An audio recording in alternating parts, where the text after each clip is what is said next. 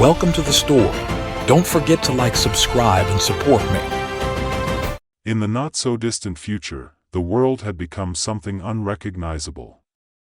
Freedom, once the cornerstone of democracy, had been replaced with a tightly controlled illusion of choice. Election results were predetermined by the ruling regime, and the people, every man, woman, and child, were nothing more than puppets, moved by invisible strings. The government controlled not just the media or the flow of information, but even the thoughts of its citizens. They had perfected mind control, using advanced nanotechnology to manipulate the population's neural pathways, ensuring complete compliance with their every whim. It was a world devoid of hope, where the illusion of democracy pacified the masses, but where true freedom had long since been forgotten. Ethan was no different from the rest of them. He lived a life of quiet submission, unaware of the control exerted over his mind. He worked in a drab, windowless office, crunching meaningless numbers for an unknown cause, his life slipping by in a blur of monotony. Like everyone else, Ethan believed in the system, in the stability and peace it offered. He believed his vote mattered, that he had a say in the direction of the world. But deep down, in some unspoken corner of his mind, there was a small, nagging doubt, an inkling that something wasn't quite right. It was during one of his evening walks through the city when the first crack in his carefully controlled reality appeared. The streets were lined with glowing holographic billboards, projecting images of the smiling candidates for the upcoming election. They promised prosperity, safety, and a better future. Ethan barely glanced at them, as he had seen the same faces plastered across every surface for months. But tonight, something was different. As he passed by a darkened alleyway, he caught sight of a flicker of movement, something out of place amidst the sterile order of the city. Curiosity got the better of him, and he stepped into the shadows, drawn by the strange sight. There, on the wall of the alley, was an image unlike any of the government propaganda. It was a message, scrawled in bright red letters, hastily sprayed in defiance of the pristine order of the city. Freedom is a choice. Wake up. Before Ethan could fully process the words, a voice spoke from the darkness behind him. You're not supposed to be here. He spun around, heart racing, to see a woman emerge from the shadows. She was about his age, with short, dark hair and a determined look in her eyes. Don't worry, she said quickly. I'm not here to hurt you. I just wanted to see if you'd noticed. Noticed what? Ethan asked, still feeling off balance. The lie, she said, stepping closer. The world you think you know is nothing but a carefully constructed illusion. The elections, the government, everything, it's all controlled. Ethan frowned. Controlled? What are you talking about? The woman sighed, glancing around to make sure no one else was watching. They've been controlling your mind, Ethan. All of us. The government uses nanotechnology to manipulate our thoughts, to make us believe we're free, when in reality, we're just slaves to their will. Ethan stared at her, unable to comprehend what she was saying. That's insane. Is it? She asked. Or is it insane that you've never once questioned the system? Never once doubted why everything always seems to work out in favor of the same people, year after year? Ethan opened his mouth to argue, but something stopped him. That nagging feeling, the sense that something wasn't right, it all came rushing to the surface. Who are you? He asked finally. My name is Sophia, she said. And I'm part of a group that's fighting back. We call ourselves the Free Will Alliance. We've developed a way to undo the government's control, to give people their minds back. And we need your help. Ethan laughed, a short, nervous sound. You're crazy. I don't know who you are, but I know it's hard to believe, Sophia interrupted, but what if I told you there's a way to prove it? What if I told you we can free your mind, right now? Ethan hesitated. How? Nanotech, she said simply. Just like the government uses to control you, we've developed our own nanobots that can neutralize theirs. It's completely safe, and once it's done, you'll be able to think clearly again. You'll be free. He wanted to walk away, to dismiss her as some conspiracy theorist, but something in her eyes gave him pause. She didn't seem crazy. She seemed desperate. And more than that, she seemed sincere. Why me? He asked. Sophia smiled, a faint glimmer of hope in her expression. Because I've been watching you. You're not like the others. You still have that spark, that sense that something's wrong. You're not fully lost to them yet. Ethan swallowed, his heart pounding in his chest. This was insane. It was impossible. And yet, that small voice inside him, the one that had been whispering all along, urged him to listen. What do I have to do? He asked finally. Come with me, she said, extending her hand. The process took place in a small, dimly lit room, far from the watchful eyes of the regime. Sophia and her fellow Alliance members guided Ethan through every step, explaining how the nanobots they implanted would overwrite the government's control and restore his free will. As the machine hummed to life and the procedure began, Ethan felt a strange sensation in his mind, as though a fog was lifting, revealing the world in a clarity he had never known. When it was over, he opened his eyes, and everything was different. The city outside, once a blur of propaganda and order, now seemed false. The bright holographic billboards, the smiling candidates, the perfectly clean streets, it all felt wrong, like a stage set up to distract from the truth. For the first time in his life, Ethan saw the world for what it was, a prison masquerading as a utopia. You see it now, don't you? Sophia asked, watching him closely. Ethan nodded slowly, still trying to process the flood of new thoughts racing through his mind. It's all a lie, he whispered. Yes, she said softly. And now you understand why we're fighting. Why we have to wake up as many people as we can before it's too late. Over the next few weeks, Ethan became a part of the Free Will Alliance, working alongside Sophia and others who had been freed from the regime's control. They operated in secret, moving from one hidden location to another, spreading their message to those who, like Ethan, showed signs of questioning the system. It was dangerous work. The government had eyes and ears everywhere, but the Alliance was careful. They used encrypted communications and constantly changed their meeting spots to avoid detection. Ethan threw himself into the cause with a newfound sense of purpose. For the first time in his life, he felt like he was part of something real, something that mattered. He trained with the Alliance, learning how to hack into the government systems, how to disable the mind control technology, and how to stay one step ahead of the regime's relentless surveillance. Sophia became his closest ally, guiding him through the complexities of their rebellion. She was fierce, determined, and driven by a deep belief in the possibility of a better future, a future where people could think and choose for themselves. Ethan admired her strength, and as they spent more time together, he began to feel something more than just admiration, but there was little time for personal feelings.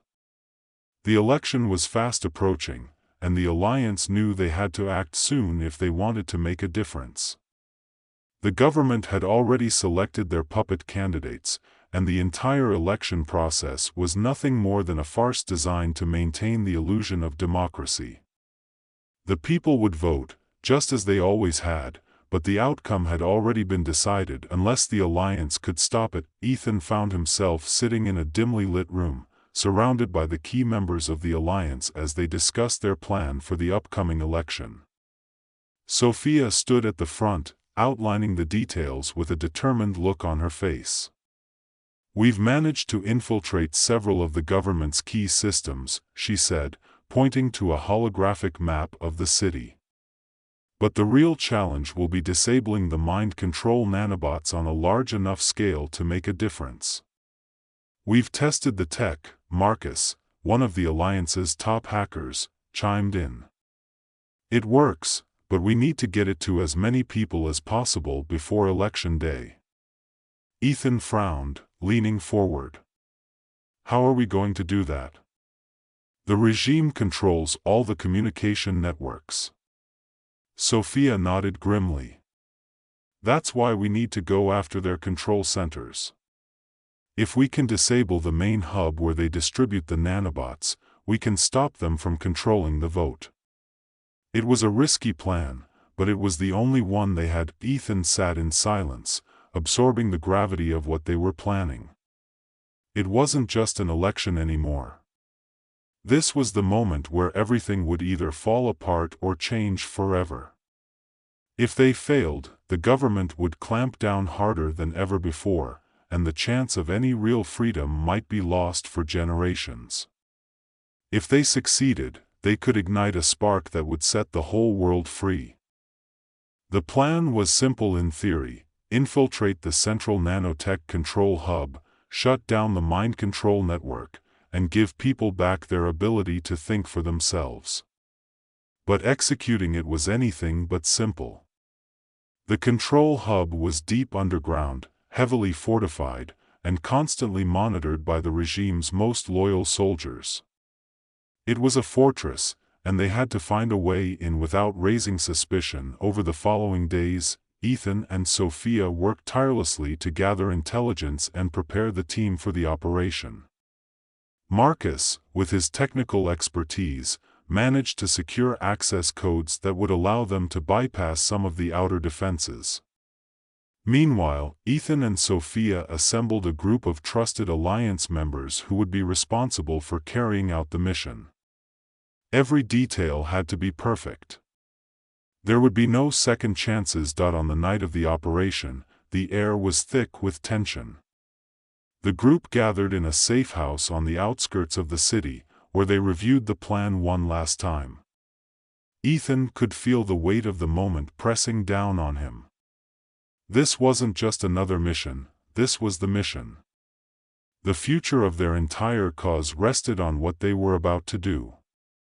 "We're ready," Sophia said, her voice steady but her eyes betraying the nerves she was trying to suppress. Ethan nodded, glancing around at the others. There were a dozen of them, all armed with the tools and technology they needed to take down the hub. Each of them had their own reason for being there. Some had lost family members to the regime, others had simply grown tired of living under a lie. But they all shared the same hope, that this could be the moment when everything changed. The group moved swiftly through the dark streets, avoiding the government patrols that roamed the city. They were heading toward the industrial district, where the central hub was located beneath a massive, nondescript building that, to the outside world, appeared to be nothing more than a data processing center. But they knew the truth. As they approached the perimeter, Marcus worked quickly to disable the external security systems, giving them a brief window of time to slip through unnoticed. Ethan's heart raced as they moved in, every step bringing them closer to the point of no return. There was no turning back now. The first part of the plan went smoothly. They entered the building through a service entrance and made their way down into the underground levels, following the schematics Marcus had provided. The deeper they went, the more oppressive the atmosphere became. The corridors were dimly lit, and the sound of their footsteps echoed eerily off the concrete walls. When they finally reached the control room, it was eerily quiet. The air buzzed with the hum of machinery, but there was no sign of any guards. Marcus moved to the control panel, fingers flying over the keyboard as he worked to bypass the final layer of security. Almost there, he muttered, his brow furrowed in concentration. Ethan and Sophia stood nearby, keeping watch for any sign of trouble. But the longer they waited, the more uneasy Ethan felt. Something wasn't right. It was too quiet, too easy, and then, just as Marcus was about to break through the last firewall, the door to the control room slid open with a hiss. Before anyone could react, armed soldiers poured into the room, weapons raised. Ethan's heart sank. They'd been caught. "Hands up," barked the lead soldier, his face hidden behind a visor. No one moves. The Alliance members froze, exchanging tense glances. They were surrounded, outnumbered, and outgunned. Ethan clenched his fists, cursing himself for not seeing this coming. The regime had been one step ahead of them all along. Sophia stepped forward, her hands raised in a gesture of surrender. "We don't want any trouble," she said, her voice calm but firm. "We're just here to..." "Silence," the soldier snapped. He gestured to two of his men. "Take them." As the soldiers moved to apprehend the group, Marcus suddenly sprang into action. He slammed his hand down on the control panel, triggering a massive surge of energy that fried the entire system. The lights flickered, and the hum of the machines grew louder before abruptly cutting out. In the confusion, Ethan and the others seized the moment to fight back. Chaos erupted in the control room. Gunfire rang out as the Alliance members clashed with the soldiers, using whatever they could find as weapons. Ethan fought with a desperation he hadn't known he possessed, grappling with one of the soldiers and managing to knock his weapon free. He didn't hesitate, grabbing the gun and firing at the nearest enemy. The battle was brief but brutal. When it was over, the room was littered with the bodies of both soldiers and Alliance members. Ethan, panting heavily, looked around at the devastation. Marcus was slumped against the control panel, blood seeping from a wound in his side. Sophia rushed to his side, her hands shaking as she tried to stop the bleeding. "Marcus, hang on," she pleaded, but Marcus shook his head, his face pale and drawn. I'm sorry," he whispered, his voice barely audible. I didn't mean for this to happen." Ethan knelt beside him, gripping his shoulder. "What do you mean?" Marcus coughed weakly, his eyes filled with regret. They knew. They knew everything. I gave them the codes." Sophia's eyes widened in shock. "You what?" I didn't have a choice," Marcus gasped. "They threatened my family. I thought I could give them just enough to keep them off our backs, but I didn't know they'd come for all of us." Ethan felt a surge of anger, but it was quickly replaced by a deep, aching sadness. Marcus had betrayed them, but he had also paid the price. There was no time for blame, no time for anything except moving forward. Sophia closed her eyes for a moment, steadying herself. Then, without another word, she stood up and turned to Ethan. "We have to finish this." Ethan nodded grimly. They had lost too many people, sacrificed too much to turn back now. With Marcus's dying confession hanging heavy in the air, Ethan and Sophia took over at the control panel. The damage Marcus had caused was extensive, but it wasn't enough. The nanobot network was still operational, and the government's control over the population remained intact. "We need to take out the main server," Sophia said, her voice tight with determination. "If we destroy that, the entire system will collapse." Ethan looked at the schematics on the screen. The main server was located in a heavily fortified chamber deeper underground. Getting to it would be nearly impossible, but they didn't have a choice. They gathered the remaining members of the team and pressed forward, descending into the lower levels of the facility.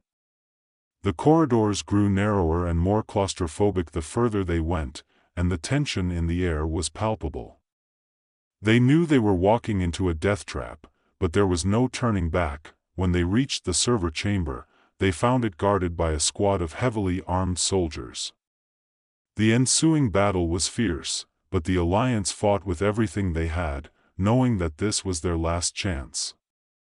In the end, they managed to overpower the guards and breach the server room. Inside, the massive server tower loomed before them, a pulsating monolith of data and control. This was it, the heart of the regime's power. Ethan and Sophia moved quickly, planting the explosives they had brought with them. As they worked, Ethan's mind raced with the enormity of what they were about to do. This wasn't just about the election anymore. This was about giving people back their lives, their freedom. With the charges set, they retreated to a safe distance. Ethan glanced at Sophia, who nodded. "Do it." He pressed the detonator. The explosion rocked the facility, sending a shockwave through the corridors. The server tower collapsed in on itself, sparks flying as the entire system shut down. For a brief moment, there was silence. Then, the sound of alarms filled the air. Ethan and Sophia ran, their footsteps echoing in the chaos as they made their escape. They knew the government's forces would be closing in on them, but they didn't care. They had done it. The regime's control was broken. As they emerged into the night, the city skyline stretched out before them. Ethan could see the holographic billboards flickering, the once smiling faces of the candidates now distorted and fading. The people would soon wake up, free from the government's control for the first time in decades. Sophia turned to him, her eyes filled with hope and exhaustion. "We did it." Ethan nodded, the weight of everything they had been through settling in his chest. "Yeah. We did." The future was uncertain, and the road ahead would be difficult. But for the first time in his life, Ethan believed that they could build something better. Something real.